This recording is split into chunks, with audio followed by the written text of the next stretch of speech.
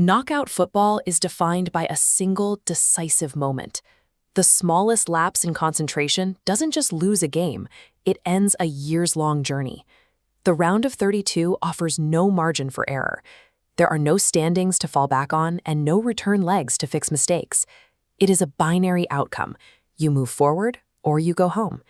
You can see the weight of that reality in the stands. For the fans, every missed pass or near miss feels like a personal catastrophe, turning 90 minutes into a test of nerves as much as skill. Matches like these aren't won by the team with the most talent, but by the one capable of maintaining its composure, while the clock and the stakes begin to feel suffocating. The United States enters the pitch with a clear identity, a roster built on youth and top-end speed, looking to overwhelm opponents with aggressive play. Bosnia and Herzegovina provides the counterpoint, a veteran group that relies on tactical maturity and a refusal to be dragged into a frantic pace. This cohesion is backed by a fan base that expects a specific type of resilience, a team that remains organized even when the momentum seems to be shifting against them. The central conflict of the match is set. Can the sheer velocity of the American attack force a mistake before the Bosnian defensive structure can find its rhythm? The U.S. game plan starts with a high press. They want to engage the Bosnian defenders deep in their own half, forcing hurried passes and loose balls. Once they win the ball, the priority is verticality. They aim to transition from defense to a shot in under 5 seconds. To counter this, Bosnia adopts a static, geometric shape, forcing the Americans to play around them, dulling that initial burst. Bosnia knows they won't have many chances, so they prioritize efficiency. They wait for the American backline to overextend during a press, looking for the one gap that allows for a clinical finish. This creates a strategic standoff.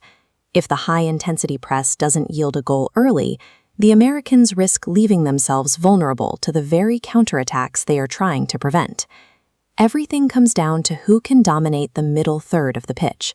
This is where the match will be won or lost. For the USA, the midfield must be a launching pad. They need to win the ball and immediately bypass the Bosnian center-backs to catch the defense while it's still retreating. Bosnia's goal is the opposite. They want to kill the tempo. By holding the ball and making short, safe passes in the midfield, they force the Americans to stop sprinting and start chasing.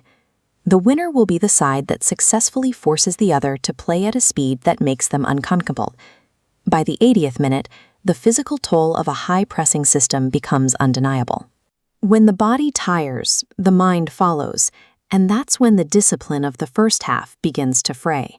For the Americans, those heavy legs lead to late arrivals on tackles and a loss of the sharpness needed to sustain their offensive pressure. This is exactly what the Bosnian strategy is designed for. They spent 70 minutes absorbing pressure specifically to reach this moment, where the American intensity finally begins to dip. If the U.S. hasn't secured a lead by now, the physical debt of their own aggressive style becomes their greatest liability, handing the initiative to a team that has been waiting for this exact window of fatigue.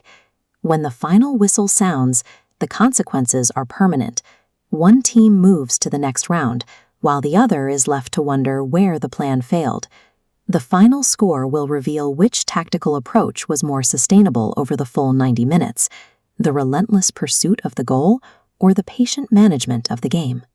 Who do you think has the edge in this matchup?